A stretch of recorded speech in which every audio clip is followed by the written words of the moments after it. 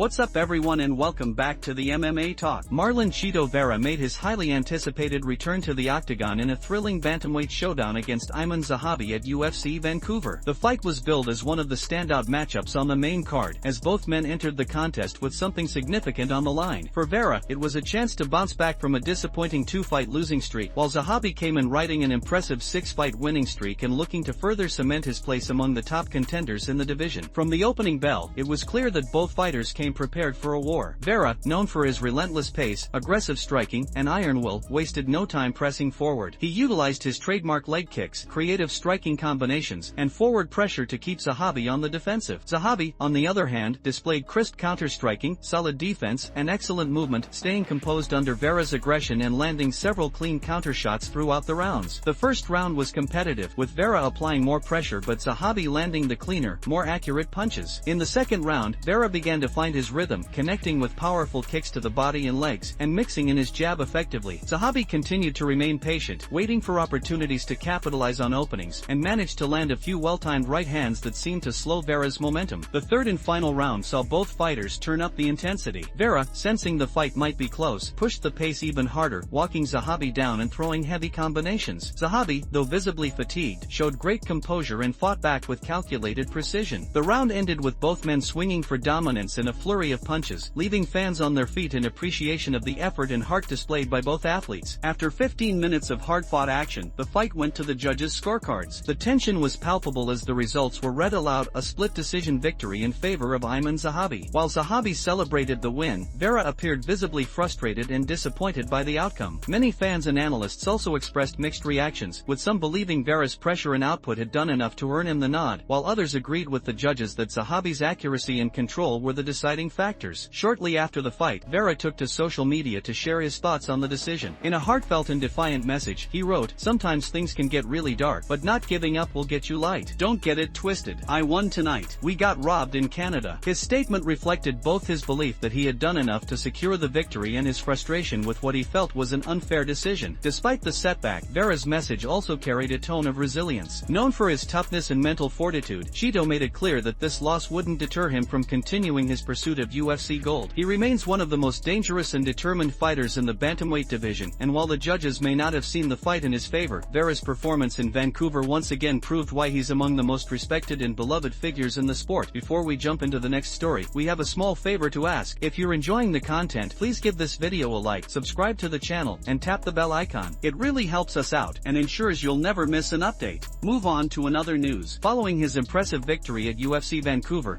Zahabi wasted no time making headlines by calling out the reigning UFC bantamweight champion, Sean O'Malley, during his post-fight octagon interview. Fresh off a hard-fought split decision win over Marlon Chito Vera, Zahabi used his moment on the microphone to issue a bold challenge to one of the sport's biggest stars. The move instantly caught the attention of the MMA community, sparking discussions about whether Zahabi was positioning himself for a career-defining matchup against one of the most polarizing figures in the division. Zahabi, who extended his winning streak to 7 with the victory, spoke with confidence and determination after the fight. Known for his technical precision and disciplined approach, traits he shares with his brother, renowned coach Firas Zahabi, Ayman made it clear that he's ready to test himself against the very best. "Sean O'Malley, I want you next," he said passionately, his voice echoing throughout the arena. "I've been putting in the work, stacking wins, and I'm ready for the top." The call-out quickly reached O'Malley, who has become just as famous for his social media presence as for his knockout power inside the cage. Within hours, the flamboyant bantamweight champion took to social media to issue his response. But rather than taking the challenge seriously, O'Malley's reaction appeared to downplay Zahabi's ambitions. He posted a short video clip congratulating Zahabi on his win, accompanied by his signature smirk and a playful tone, making it clear that he wasn't particularly threatened or impressed by the call-out. O'Malley's brief but telling response immediately went viral, drawing mixed reactions from fans. Some praised his trademark confidence and showmanship, while others criticized him for not giving Zahabi the respect he deserved after a significant victory. The moment once again highlighted the contrast between the two fighters' personalities: O'Malley's brash, colorful, and often dismissive demeanor versus Zahabi's calm, calculated, and disciplined mindset. Later, at the post-fight press conference, Zahabi was asked about O'Malley's video reaction. With a composed smile, Zahabi addressed the situation with class and subtle confidence. "I mean, yeah, that's good," he said. "It seems like we're setting it up, boys. If he didn't want it, he wouldn't have made a video." His response suggested that he interpreted O'Malley's post as a sign of mutual interest, or at least a recognition that the call-out had landed on the champion's radar. Zahabi's remarks struck a balance between humility and quiet determination. While he didn't resort to trash talk, his words carried a clear message. He's serious about earning his shot, and he believes O'Malley's acknowledgement, even in jest, means the potential matchup could become a reality. Whether or not the fight materializes, Zahabi's call-out and the ensuing back-and-forth have added new intrigue to the UFC's bantamweight division. A fight between Zahabi, a technically sound tactician with deep roots in one of MMA's most respected gyms, and O'Malley, a dynamic striker and global superstar, would be a fascinating stylistic clash. For now, O'Malley seems focused on cementing his legacy as champion, while Zahabi continues to build momentum as one of the division's most underrated contenders. But if the buzz from Vancouver is any indication, fans may not have to wait long before the two men settle their differences inside the octagon, a showdown that could blend high-level technique, charisma, and storylines worthy of main event status. Move on to another news. UFC Vancouver delivered one of the most unexpected and emotional moments of the year as Brendan Allen pulled off a stunning upset against Reinier de Ridder in the main event at Rogers Arena. The matchup, highly anticipated by fans and analysts alike, was seen as a pivotal clash in the middleweight division. De Ridder, known for his dominance in grappling and composure under pressure, entered the fight as the favorite. However, what unfolded inside the octagon was a test of heart, endurance, and resilience, one that ultimately didn't go his way. From the opening round, both fighters showcased high-level skill and determination. De Ridder attempted to implement his trademark grappling-heavy approach, looking for early takedowns and control on the mat. Allen, however, displayed remarkable takedown defense and composure, forcing much of the fight to take place on the feet. As the rounds progressed, Allen's striking began to shine. He mixed powerful combinations with calculated pressure, slowly wearing down De Ridder with body shots and crisp counters. By the fourth round, the tide had clearly turned in Allen's favor. His relentless pace and sharp boxing combinations had De Ridder visibly fatigued and struggling to defend effectively. After a grueling exchange late in the round, De Ridder's corner decided to stop the fight between rounds, giving Allen a corner stoppage victory, a statement win that sent shockwaves through the MMA community. Shortly after the fight, a video surfaced showing De Ridder in a raw and emotional state backstage. Visibly frustrated and disappointed, he reflected on the loss with brutal honesty. "Not as good as last time," he said softly, struggling to contain his emotions. "This time was better. This was a lot of hard work. Oh my god, the guy is tough." The brief but heartfelt comments revealed the emotional toll the defeat had taken on the usually composed Dutch fighter. Known for his humility and professionalism, De Ridder's reaction reminded fans that even the sport's most disciplined athletes are not immune to the sting of defeat. Meanwhile, at the post-fight press conference, Brendan Allen capitalized on the moment to make his case for a top contender bout or even a potential title opportunity. When asked about his future plans, Allen confidently mentioned Khamzat Chimaev among his desired opponents. Despite recent setbacks against Nasruddin Imavov and Anthony "Fluffy" Hernandez, Allen argued that his performances spoke for themselves. "If anyone wants to sit down and break down the tape and actually know the unified rules of MMA, we can have that conversation," Allen explained. "People talk about numbers, they'll say, he hit you 20 times. But when you watch the tape, you'll see half of those strikes didn't even land clean. They hit my guard or grazed me. That's not a significant strike." Allen went on to defend his previous performances, suggesting that his close decision losses could have easily gone in his favor. "I think I arguably won those fights. Maybe I'm delusional, who knows? But I show up every time, give my best, and put on a performance for the fans and the promotion. That's what matters most." With his victory over De Ridder, Allen reaffirmed his place among the division's elite and reignited discussions about his potential title run. As for De Ridder, the defeat marked a painful setback, but given his resilience and championship mindset, few doubt that he will return stronger. The loss may have tested his spirit, but it also reminded fans why he remains one of the sport's most respected and admired competitors, humble in victory, gracious in defeat, and always striving to improve. Move on to another news. The aftermath of UFC Vancouver was filled with shock, emotion, and controversy, particularly following the main event clash between Brendan Allen and Reinier de Ridder. While Allen's dominant performance and eventual victory by corner stoppage earned widespread praise, the reactions from fighters across the MMA community were far from sympathetic toward the defeated de Ridder. Among the most vocal critics was UFC middleweight champion Khamzat Chimaev, who didn't hold back when addressing what he viewed as a disappointing display from the Dutch fighter. Chimaev, known for his aggressive personality and no-nonsense approach, took to social media soon after the fight to mock de Ridder's performance. In a blunt post, the Chechen-born champion wrote, "This guy gave up." The short but cutting statement quickly went viral, drawing mixed reactions from fans. Some agreed with Chimaev's harsh assessment, claiming de Ridder appeared to quit between rounds rather than continue the fifth, while others argued that the stoppage was a responsible decision made by de Ridder's corner to protect their fighter after 4 grueling rounds of punishment. Chimaev's comment ignited a wave of responses from other fighters, many of whom chimed in with their own takes on the outcome. Former UFC light heavyweight champion Jamal Hill posted a video reacting live to the stoppage, shouting excitedly, "He broke him. He broke him. He ain't coming out. let's go. Hill's reaction captured the sentiment of many fans who felt Allen had systematically dismantled de Ridder both mentally and physically. Fellow middleweight contender Caio Baralho joined the discussion on X, formerly Twitter, writing, "Did RDR get injured in the fight or did he just give up? Real question, guys." His comments sparked a debate among fans, with some suggesting de Ridder was simply overwhelmed by Allen's relentless pace. Meanwhile, Nasruddin Imavov, who previously faced Allen in a closely contested bout, kept his response brief but telling. Knew it. Veteran contender Marvin Vettori took a more personal jab, posting, "Dr. de Ridder is a pussy," a remark that quickly drew criticism from fans who accused Vettori of disrespecting a fellow professional. Similarly, Dylan Dennis chimed in with his trademark bravado, writing, "Number 4 ranked contender couldn't even stand off the stool against Brendan Allen. There are levels to this. I told everyone, but no one wanted to listen." Other fighters offered more neutral or analytical takes. Kelvin Gastelum remarked, "Nothing special so far by either of these two," suggesting that the fight, while competitive, lacked the explosiveness expected from a main event. Paulo Costa, known for his humor and trolling on social media, quipped, "If I knew it would only last 4 rounds, I would have gone for it, lol. Lightweight standout Terrence McKinney added a touch of sarcasm, saying, "I guess when you're done, you're done. LMAO. Meanwhile, Thiago Moises took a more technical perspective, commenting, "You can't win with just grappling. You've got to do damage." The collective reaction from fighters highlighted a common theme. Reinier de Ridder's loss wasn't just about defeat, it was about perception. Many believed he failed to show the grit and composure expected of a top-tier contender. However, others defended him, pointing out that taking heavy damage and respecting a corner stoppage is not a sign of weakness but of professionalism and safety. In the world of MMA, where pride, toughness, and mental fortitude define careers, the line between quitting and protecting oneself is often blurred. De Ridder's emotional response after the fight, visibly frustrated and disappointed, showed that no one was harder on him than himself. While critics like Chimaev continue to question his heart, there's little doubt that de Ridder remains one of the most skilled grapplers in the division. The loss may serve as a harsh lesson, but it also presents an opportunity for redemption. And as the MMA world debates his performance, one thing is certain: Reinier de Ridder's story inside the octagon is far from over. Move on to another news. As UFC 323 approaches, anticipation is building for the highly awaited bantamweight title rematch between reigning champion Merab Dvalishvili and former titleholder Petr Yan. The two first clashed in 2023, with Dvalishvili putting on a dominant performance to secure a unanimous decision victory. Now, as Yan prepares for another chance at gold, former double champion Henry "CCC" Cejudo has weighed in with his expert analysis, and his message to Yan is blunt and realistic. In a recent interview, Cejudo was asked whether he believes Yan has what it takes to dethrone Dvalishvili in the rematch. The Olympic gold medalist and former UFC flyweight and bantamweight champion didn't sugarcoat his response. "I mean, no, not really, bro," Cejudo admitted. "Merab has just proven he's on another level. The only way that Petr Yan wins this fight is by knockout. That's his only shot." Cejudo went on to elaborate on why he sees Dvalishvili as such a difficult puzzle to solve. Known for his relentless pace and cardio, the Georgian champion has earned a reputation as one of the division's most suffocating wrestlers, a fighter who can chain takedowns for 5 straight rounds without slowing down. "Merab doesn't get tired," Cejudo explained. "He just keeps coming. If Petr wants to have any chance, he needs to attack early. Maybe target the body, try to hurt him before he gets going, because once Merab starts wrestling, it's over." According to Cejudo, Yan's best path to victory lies in aggression, not patience. "He's got to go after him right from the start," he said. "That's when his best chances come, in the early rounds. If he lets Merab get into his rhythm and start wrestling, it's done." Petr doesn't have the kind of grappling game that can stop that pace for 5 rounds. Cejudo also pointed out that Yan's skill set, while dangerous, lacks a critical component for this matchup. "Yan isn't a submission threat," he stated. "I've never seen him go for a submission attempt in the UFC. That just makes things easier for Merab because he doesn't have to worry about being caught on the ground. He can focus on wearing Yan out and controlling him." Adding further insight, Cejudo referenced comments made by Dvalishvili's coach, John Wood, who recently suggested that the rematch could be even more one-sided than their first encounter. "They're saying it's going to be worse for Yan this time," Cejudo noted. Apparently, Merab wasn't even at 100% in their first fight. He was sick. And Petr himself said he was only at 40%. But one thing's for sure, Merab has gotten better. He's evolving with every fight. Cejudo praised Dvalishvili's activity level and mindset, emphasizing why the UFC values him so highly. "The guy fought 4 times in 1 year, that's insane," he said. "He's the first to do that as a reigning champion. The UFC loves active champions, and Merab is proving why he's the real deal." Ultimately, Cejudo's assessment is clear. Petr Yan's only realistic path to victory is a knockout, ideally in the opening rounds. Otherwise, Dvalishvili's relentless pressure and elite wrestling will likely carry him to another dominant win. "If Yan doesn't hurt him early, he's in trouble," Cejudo concluded. "Merab's pace is different. He's a machine." As fight night nears, fans are eager to see whether whether Petr Yan can make the necessary adjustments to overcome Dvalishvili's suffocating style, or if the Georgian champion will once again prove why he's one of the most formidable forces in the bantamweight division.